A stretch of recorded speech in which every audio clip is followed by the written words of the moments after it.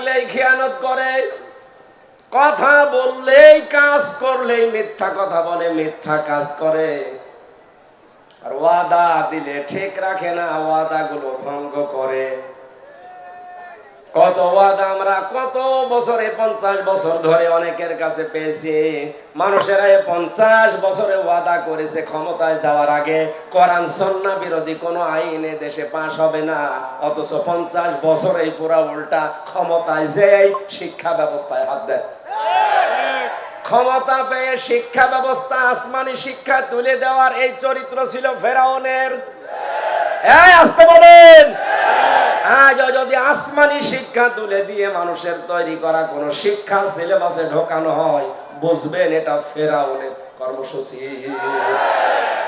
কিন্তু আমাদেরকে সাবধান হওয়া লাগবে এই জায়গায়। এই কারণে ক্লাস 7 পর্যন্ত, এর আগে ঠিক আছে, 7-এ যেটা দেওয়া হয়েছে আমি নাম নাই নিলাম, অন্তত 1 থেকে 7 পর্যন্ত যাবার আগে আমাদের ছেলে মেয়েদেরকে এমন ভাবে তৈরি করা লাগবে, ওখানে যে পড়ুক সিলেবাস, কিন্তু বিশ্বাস যেন না করে।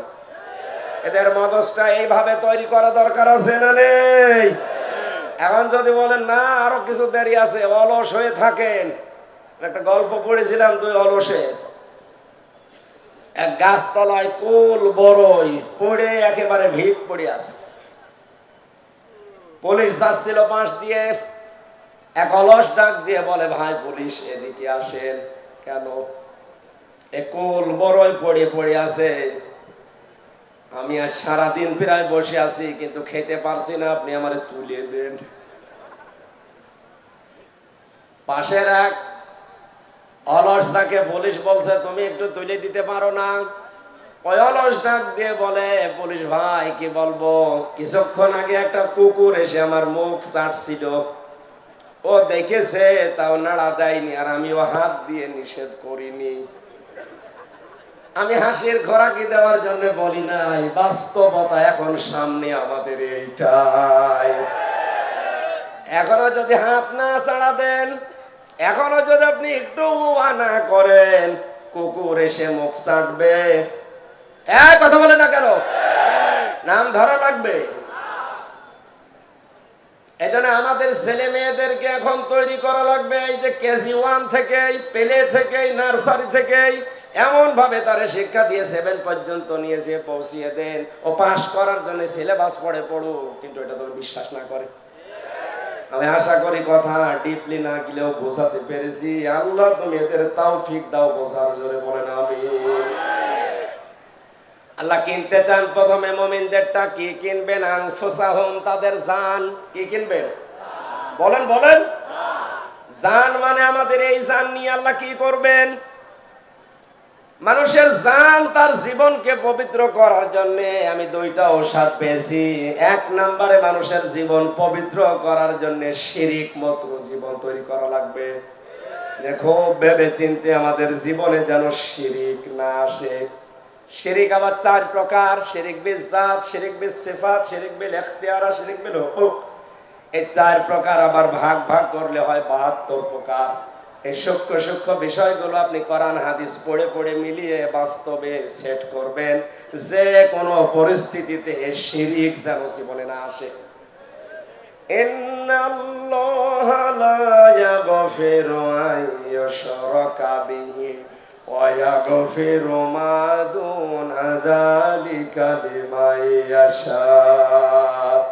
আল্লাহ পাক বলেন, বান্দার সব অপরাধ মাফ করে দেব, কিন্তু শিরিকের গুনাহ মাফ করব না। এজন্য আমাদের জীবনকে পরিচ্ছন্ন পবিত্র করতে হলে কি মুক্ত হওয়া লাগবে? 2 নম্বরে আমরা যেন বেদাত না করি। এই 2টা বিষয় যদি আমাদের ভেতর থেকে দূর হয়ে যায়, শিরিক আর বেদাত, আল্লাহর কসম আমাদের জীবন হবে পবিত্র পরিচ্ছন্ন। ওই জীবন আল্লাহ কিনতে চান, সাধারণ ভাবে কিনবে না, শাহাদাতের মরণ দিয়ে ধন্য করে কিয়ামত পর্যন্ত রিজিক দিতে থাকবে।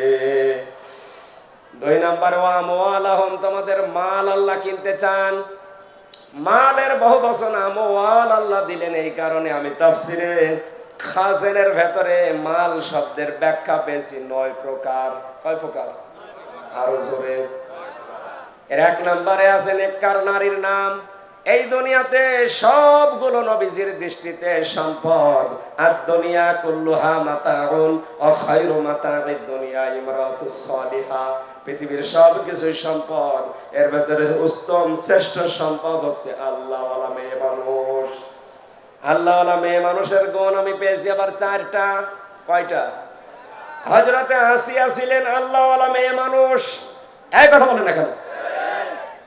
তার জীবনীতে দেখবেন সূরা তাহরিমের 11 নম্বর আয়াতটা আল্লাহ তার জন্য নাজিল করেছেন। এই দুনিয়াতে 2 জন নারীকে আল্লাহ 2টা আলাদা জিনিস দিয়েছিলেন। একজনকে জীবিত অবস্থায় সালাম দিয়েছেন, আমাদের নবীজির স্ত্রী খাদিজাতুল কুবরাকে। 2 নম্বরে জীবিত অবস্থায় জান্নাতের ঘর দেখিয়েছেন হযরতে আসিয়াকে। মা বোন যারা এসেছেন, মেয়েরা এসেছে, সম্মানিত মা বোনেরা, নেককার নারী হওয়ার জন্য অন্যতম গুণ হচ্ছে স্বামীর প্রতি আপনি যত কঠিন পরিস্থিতি হোক বরদোয়া দিতে পারবেন না। নবীজি বলেন জাহান্নামের দিকে তাকিয়ে দেখলাম 2টা কারণে মেয়েরা জাহান্নামে বেশি যায়। 1 নম্বরে স্বামীর নাশকরিয়া করে, 2 নম্বরে ওরা কথায় কথায় শুধু বরদোয়া দেয়, মানুষকে লানত দেয়। হযরতে আসিয়াকে হাতের ভেতরে প্রেক লাগিয়েছে, কপালের ভেতরে প্রেক লাগিয়েছে শলাকা, পায়ের ভেতরে প্রেক লাগিয়ে ফেরাউন যখন তার মাথার উপরে গরম তেল ঢেলে দিচ্ছিল, আল্লাহ রাব্বুল আলামিন ফেরেশতা জিবরাইলকে বললেন জান্নাতটা তুলে ধরো তার সামনে। ওয়াদারাবাল্লাহু মাসালাল লিল্লাযিনা আমানু মারাতা ফিরআউন ইয ক্বালাত রাব্বি ইবনিলি ইনদাকা বাইতান ফিল জান্নাতি ওয়া নাজ্জিনি মিন ফিরআউনা ওয়া আমালিহি ওয়া নাজ্জিনি মিনাল কওমিজ যালিমিন। জোরে বলেন আল্লাহু আকবার। আল্লাহ ঈমানদারদের জন্য দৃষ্টান্ত দিলেন ফেরাউনের স্ত্রী আসিয়াকে। হযরতে আসিয়া ডাক দিয়ে বলে রব্বুল আলামিন, এই কঠিন পরিস্থিতিতে তুমি আমার সামনে জান্নাত তুলে ধরেছো জীবিত অবস্থায়। আমি তোমার কাছে এই কঠিন পরিস্থিতিতে দোয়া করছি, তুমি আমাকে জান্নাতের ভেতরে একটা ঘর বানিয়ে দাও যেখানে বসে বসে তোমাকে দেখা যায়। আপনি চিন্তা করেন এত কঠিন পরিস্থিতি, হাতে পায়ে কপালে ব্রেক, মাথার উপরে গরম তেল ঢালা হচ্ছে। তিনি স্বামীর জন্য ওই মুহূর্তেও বরদোয়া দেননি।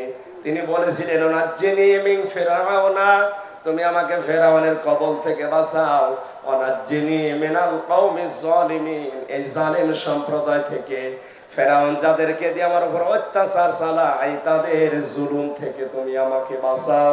কিন্তু তুমি রাগ করে আমার স্বামী ফেরাউনের উপরে গজব দিও না। বাংলার মেয়েরা, এত কঠিন শাস্তি দেওয়ার পরেও যিনি স্বামীর উপরে বরদোয়া দেননি, তিনি বলেছিলেন আল্লাহ তুমি আমাকে বাঁচাও, কিন্তু আমার স্বামীকে তুমি গজব দিয়ে ধ্বংস করো না। এ কি ভালো স্বামী? কথা বলেন। এ পৃথিবীতে ফেরাউনের মতো স্বামী কারো হয়েছে কিনা আমি জানি না, কিয়ামত পর্যন্ত মনে হয় হবেও না।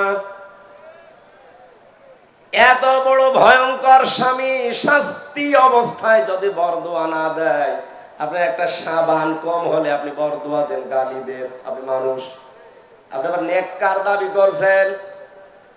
2 নম্বর, যাদের চরিত্র মহিলাদের জন্য আদর্শ বলা হয়েছে, 6 জন কথা আমি লিখেছিলাম এখানে। তার 6 নম্বরে হযরতে ফাতিমাতুজ জোহরা। ফাতিমাকে আল্লাহ 2টা কারণে জান্নাতের নেত্রী বানিয়েছে। 1 নম্বরে তার সারাটা জীবনে তিনি পর্দা লঙ্ঘন করেননি। 2 নম্বরে তিনি যতদিন বেঁচে ছিলেন স্বামীর মনে দুঃখ দেননি। একবার একটু দুঃখ পেয়েছিল, সঙ্গে সঙ্গে তিনি পরিবর্তন করে নিয়েছেন নিজেকে।